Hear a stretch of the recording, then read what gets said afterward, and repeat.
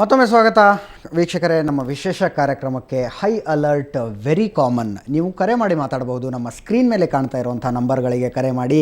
ಇತ್ತೀಚೆಗೆ ಬೆಂಗಳೂರಿನಲ್ಲಿ high alert, ರಾಜ್ಯದಾದ್ಯಂತ ಹೈ ಅಲರ್ಟ್ ಅನ್ನುವಂಥ ಶಬ್ದಗಳನ್ನು ಕೇಳಿದಾಗ ನಿಮಗೆ ಹೇಗೆ ಅನಿಸುತ್ತೆ? ನಿಜಕ್ಕೂ ಎಲ್ಲ ಭಯೋತ್ಪಾದಕ ದಾಳಿಗಳ ಸುದ್ದಿಗಳನ್ನು ಕೇಳಿದ ಮೇಲೂ ಕೂಡ ರಸ್ತೆಯಲ್ಲಿ ಓಡಾಡುವಾಗ ನೀವು ಸೇಫ್ ಫೀಲ್ ಮಾಡ್ತೀರಾ? ಯಾವ ಹಂತದಲ್ಲಿ ನಮ್ಮ ರಾಜಕಾರಣಿಗಳು, ಅಧಿಕಾರಿಗಳು, ನಮ್ಮ ಇಲಾಖೆಗಳ ದಾರಿ ತಪ್ಪುತ್ತವೆ, ಎಲ್ಲಿ ತಪ್ಪಾಗ್ತಾ ಇದೆ ಅಂತ ನಿಮಗೆ ಅನ್ನಿಸ್ತಾ ಇದೆ? ನಿಮ್ಮ ಅಭಿಪ್ರಾಯ ಸುವರ್ಣ ನ್ಯೂಸ್ ಜೊತೆ ಹಂಚ್ಕೊಳ್ಳಿ. ಕಾಲ್ ಮಾಡಿ ಸ್ಕ್ರೀನ್ ಮೇಲೆ ಕಾಣಿಸ್ತಾ ಇರುವಂಥ ನಂಬರ್ಗಳಿಗೆ. ತುಂಬ ದೂರದಿಂದ ಒಂದು ಕರೆ ಬಂದಿದೆ. ಸೌದಿ ಅರೇಬಿಯಾದಿಂದ ಇಬ್ರಾಹಿಂ ಕರೆ ಮಾಡಿದ್ದಾರೆ. ಇಬ್ರಾಹಿಂ, ನಮಸ್ಕಾರ. ನಮಸ್ಕಾರ ಸರ್, ಚೆನ್ನಾಗಿದ್ದೀರಾ? ಫಸ್ಟ್ ಕ್ಲಾಸ್ ಇಬ್ರಾಹಿಂ, ನೀವು ಹೇಗಿದ್ದೀರಿ? ಚೆನ್ನಾಗಿದ್ದೀನಿ ಸರ್. ತುಂಬ ಸೇಫ್ ಆಗಿರುವಂಥ ಜಾಗದಲ್ಲಿದ್ದೀರಲ್ವಾ? ಸೇಫ್, ಇಲ್ಲಿ ತುಂಬಾ ಸೇಫ್. ಹೌದು, ಯಾವ್ದು ಕಿರಿಕಿರಿ ಇಲ್ಲ, ಯಾವ್ದು ಬಾಂಬ್ ಬ್ಲಾಸ್ಟ್ ಆತರ ಏನಿಲ್ಲ. ನಮ್ ದೇಶದಲ್ಲಿ ನೋಡಿದ್ರೆ ನಮ್ಗೆ ಬೇಜಾರಾಗುತ್ತೆ ತುಂಬಾ. ಏನನ್ಸುತ್ತೆ ಇಲ್ಲಿಯ ಭಯೋತ್ಪಾದಕ ದಾಳಿಗಳ ಸುದ್ದಿಗಳನ್ನು ಕೇಳಿದಾಗ? ಇದೆಲ್ಲ ನಮ್ ರಾಜಕಾರಣಿಗಳು, ನಮ್ ಗೌರ್ಮೆಂಟೇ ಇದಕ್ಕೆಲ್ಲ ಕಾರಣ ಅಂತ ಹೇಳ್ತೀನಿ ಸರ್ ನಾನು. ಓಕೆ. ಏನಕ್ಕಂದ್ರೆ ಇವ್ರೆಲ್ಲ ನೋಡಿ, ಅಫ್ಜಲ್ ಗುರು ಆಯ್ತು, ಆಮೇಲೆ ಅವ್ ಕಸಬ್ ಆಯ್ತು, ಇವ್ರನ್ನೆಲ್ಲ ಏನಕ್ಕೆ ಬೇಗ ಜೈಲ್ಗೆ ಏರ್ಸ್ತಾ ಇಲ್ಲ, ಗಲ್ಗೆ ಏರ್ಸ್ತಾ ಇಲ್ಲ ಇವ್ರಿಗೆಲ್ಲ? ಇವರೆಲ್ಲ ಅವ್ರ ರಕ್ಷಣೆ ಮಾಡ್ಕೊಂತ ಕುಂತಾಗಿಲ್ಲ, ಅವರೆಲ್ಲ ಬ್ಲಾಕ್ ಮೇಲ್ ಮಾಡ್ತಾನೆ ಇರ್ತಾರೆ ಇದೇ ತರ.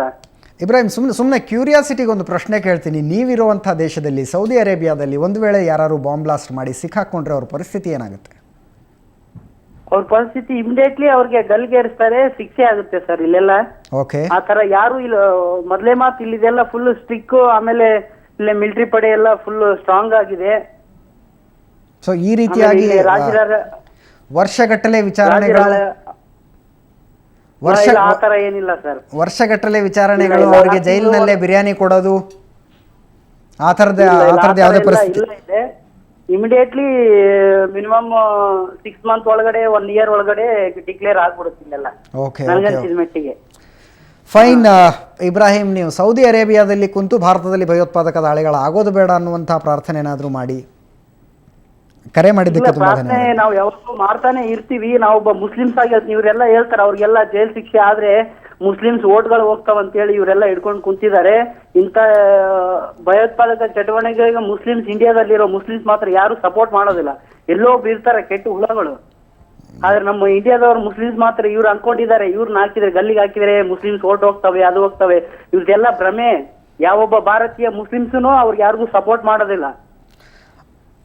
ಧರ್ಮ, ಜಾತಿ ಅಲ್ಲ ಇಬ್ರಾಹಿಂ, ಧರ್ಮ, ಜಾತಿ, ಮಜಹಬ್ ಅಂತ ಏನು ಹೇಳ್ತೀವಿ, ಅದು ಬರೀ ಮನುಷ್ಯರಿಗೆ ಮಾತ್ರ ಅರ್ಥ ಆಗುತ್ತೆ. ಬಾಂಬ್ಗಳಿಗೆ, ಬಂದೂಕುಗಳಿಗೆ ಅರ್ಥ ಆಗೋದಿಲ್ಲ. ಗುಂಡು ಹೊಡೆದ್ರೆ ಹಿಂದೂನೂ ಸಾಯ್ತಾನೆ, ಗುಂಡು ಹೊಡೆದ್ರೆ ಮುಸ್ಲಿಮೂ ಸಾಯ್ತಾನೆ. ಇದನ್ನು ಭಯೋತ್ಪಾದಕರು ಕೂಡ ಅರ್ಥ ಮಾಡ್ಕೊಳ್ಬೇಕು ಅಂತ ಅನಿಸುತ್ತೆ. ಇಬ್ರಾಹಿಂ, ಎನಿವೇಸ್, ಕಾಲ್ ಮಾಡಿ ನಮ್ಮ ಜೊತೆ ನಿಮ್ಮ ಅಭಿಪ್ರಾಯ ಹಂಚ್ಕೊಂಡಿದ್ದಕ್ಕೆ ಥ್ಯಾಂಕ್ಸ್ ಅ ಲಾಟ್. ಚಂದ್ರಶೇಖರ್ ಕೋಲಾರದಿಂದ ಕರೆ ಮಾಡಿದ್ದಾರೆ. ಬನ್ನಿ ಚಂದ್ರಶೇಖರ್ ಅವ್ರ ಹತ್ರ ಮಾತಾಡೋಣ. ಚಂದ್ರಶೇಖರ್, ನಮಸ್ಕಾರ. ನಮಸ್ಕಾರ ಸರ್. ಬಹುಶಃ 2 ದಿನಗಳಿಂದ ನಡೀತಾ ಇರೋದನ್ನು ನೀವು ನೋಡ್ತಾ ಇದ್ದೀರಿ. ಈಗಷ್ಟೇ ನಗರ ಪೊಲೀಸ್ ಆಯುಕ್ತರು ಕೂಡ ನಮ್ಮ ಜೊತೆ ನೇರ ಪ್ರಸಾರದಲ್ಲಿ ಬಂದರು. ಬೆಂಗಳೂರಿನಲ್ಲಿರುವಂಥ ಹೈಕೋರ್ಟ್ ಕಟ್ಟಡಕ್ಕೆ ಯಾವ ರೀತಿ ಭದ್ರತೆ ಒದಗಿಸ್ತೀವಿ ಅನ್ನೋದ್ರ ಬಗ್ಗೆ ಎಕ್ಸ್ಪ್ಲೇನ್ ಮಾಡ್ತಾ ಇದ್ರು. ಹೌದು ಸರ್. ಇದೆಲ್ಲವನ್ನು ನೋಡಿದಾಗ ನಿಮ್ಗೆ ಏನು ಅನ್ಸುತ್ತೆ ಸರ್? ಈಗ ಮೊದಲಿಗೆ ನಾನು 24 ಸುವರ್ಣ ನ್ಯೂಸ್ಗೆ ಈ ಒಂದು ಅಭಿನಂದನೆಗಳು ಸಲ್ಲಿಸ್ತೀನಿ. ಓಕೆ. ಈ ಒಂದು ಕಾರ್ಯಕ್ರಮ, ಈ ಒಂದು ಸಂದರ್ಭದಲ್ಲಿ ಅಶೀಜಕ್ಕೆ ಏನಿದೆ, ಡೋಂಟ್ ಅಲರ್ಟ್ ವೆರಿ ಕಾಮನ್ ಅನ್ನೋದು, ಇದು ನಿಜವಾಗ್ಲೂ ಒಂದು ಈ ದೇಶದ ದುರದೃಷ್ಟಕರ ಅಂತ ಹೇಳಲಿಕ್ಕೆ ಇಚ್ಛೆ ಪಡ್ತೀನಿ. ಈಗ ನಾವು ತಾಜ್ ಹೋಟೆಲ್ ಮೇಲೆ ನಡೆದಂತ ದಾಳಿ ನೋಡಿದಾಗ ಇಡೀ ದೇಶನೇ ಮಾಧ್ಯಮಗಳ ಮುಂದೆ ಕುತ್ಕೊಂಡು ಆ ಒಂದು ಕಾರ್ಯಕ್ರಮ ವೀಕ್ಷಣೆ ಮಾಡ್ತಾ ಇದ್ವು ಸರ್. ಈಗ ಈ ಒಂದು ಡೆಲ್ಲಿ ಬಾಂಬ್ ಬ್ಲಾಸ್ಟ್ ನಲ್ಲಿ ಕಾಮನ್ ಆಗಿ ಇವತ್ತು ದೇಶದಲ್ಲಿ ಬಹಳ ಕಾಮನ್ ಆಗಿ ಪ್ರಜೆಗಳು ತಗಂತಕ್ಕಂತ ಒಂದು ಆಯಾಮ ಆರಂಭ ಆಗಿದೆ. ಇದು ಬಹಳ ದುರದೃಷ್ಟಕರ ದೇಶಕ್ಕೆ. ಓಕೆ. ಇವತ್ತು ಭಯೋತ್ಪಾದನೆ ಅಂತಕ್ಕಂಥದ್ದು ಬರೀ ಭಾರತ ದೇಶದ ಒಬ್ಬರ ಕೈಯಲ್ಲಿ ನಿಯಂತ್ರಣ ಮಾಡೋದು ತಪ್ಪುತ್ತಾ ಇದೆ. ಇಡೀ ಜಾಗತಿಕ ಮಟ್ಟದಲ್ಲಿ ವಿಶ್ವವೇ ಇದಕ್ಕೆ ಒಂದಾಗಿ ಒಂದು ಎಫರ್ಟ್ ಹಾಕಿದಾಗ ಮಾತ್ರ ಭಯೋತ್ಪಾದನೆ ಅನ್ನತಕ್ಕಂಥದ್ದು ಇವತ್ತು ನೇರವಾಗಿ ಜನಗಳನ್ನು, ಇದು ಸಾರ್ವಜನಿಕವಾಗಿ ಮತ್ತು ಸಾರ್ವಜನಿಕರು ಬಹಳ ಒಂದು ಮುನ್ನೆಚ್ಚರಿಕೆ ಕ್ರಮಗಳನ್ನು ವಹಿಸಿದಾಗ ಮಾತ್ರ ಸರ್ಕಾರದ ಜೊತೆಗೆ ಈ ಒಂದು ಅನಾಹುತಗಳನ್ನು ಒಂದು ತಪ್ಪಿಸಬಹುದು. ಅದ್ರ ಜೊತೆಗೆ ಖಂಡಿತ ನಿಜವಾಗ್ಲೂ ಸರ್ಕಾರಕ್ಕೆ ಒಂದು ಇಚ್ಛಾಶಕ್ತಿ ಬೇಕಾಗುತ್ತೆ ಅನ್ಸುತ್ತೆ ಇಂಥ ಅನಾಹುತಗಳನ್ನು ತಡೆಗಟ್ಟೋದಕ್ಕೆ. ಬಹುಶಃ ಅಮೇರಿಕದ ಸರ್ಕಾರಕ್ಕಿರುವಂಥ ಇಚ್ಛಾಶಕ್ತಿ, ಬ್ರಿಟನ್ನ ಸರ್ಕಾರಕ್ಕಿರುವಂಥ ಇಚ್ಛಾಶಕ್ತಿ ಇದ್ದರೆ ಭಾರತದಲ್ಲೂ ಕೂಡ ಭಯೋತ್ಪಾದಕ ದಾಳಿಗಳು ನಿಲ್ಲಬಹುದು ಅನ್ನುವಂಥ ನಿಮ್ಮ ಅಭಿಪ್ರಾಯಕ್ಕೆ ಧನ್ಯವಾದಗಳು. ಥ್ಯಾಂಕ್ಸ್ ಅಲಾಟ್ ಸರ್ ಕರೆ ಮಾಡಿದ್ದಕ್ಕೆ. ನಮ್ಮ ಜೊತೆ ಷಡಾಕ್ಷರಿ ಅವರಿದ್ದಾರೆ, ಬೆಂಗಳೂರಿನಿಂದನೇ ಕರೆ ಮಾಡಿದ್ದಾರೆ. ಷಡಾಕ್ಷರಿ, ನಮಸ್ಕಾರ. ನಮಸ್ಕಾರ ಸರ್. ಷಡಾಕ್ಷರಿ ಅವರೇ, ಬಹುಶಃ ನಮ್ಮ ಟಾಪಿಕ್ ನಿಮಗೆ ಗೊತ್ತಾಯ್ತು ಅಂತ ಅನ್ಕೋತೀನಿ. ಖಂಡಿತ sir. High alert very common ಅನ್ನುವಂಥದ್ದು.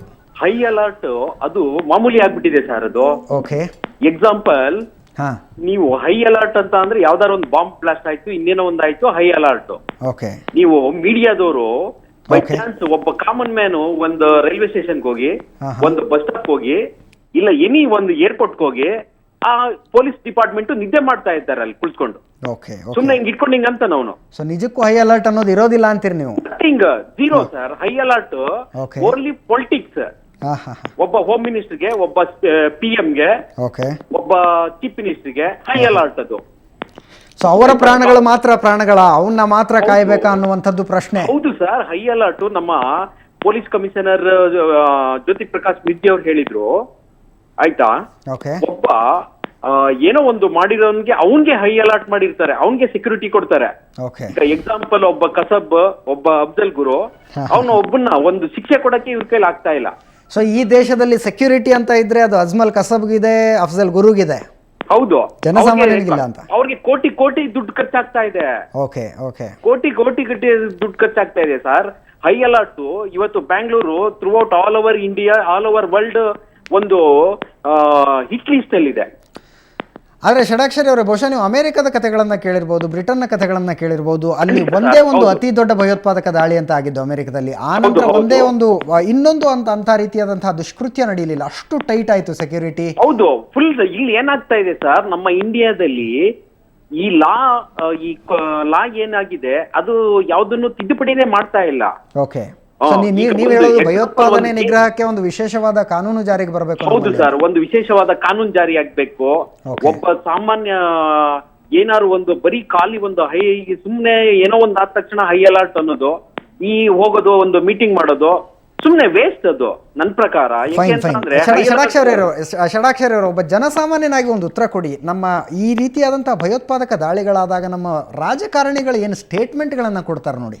ಹೌದು ಸರ್. ಆ ಸ್ಟೇಟ್ಮೆಂಟ್ಗಳನ್ನ ನೋಡ್ತಾ ಇದ್ರೆ ಏನ್ ಅನ್ಸುತ್ತೆ ನಿಮಗೆ?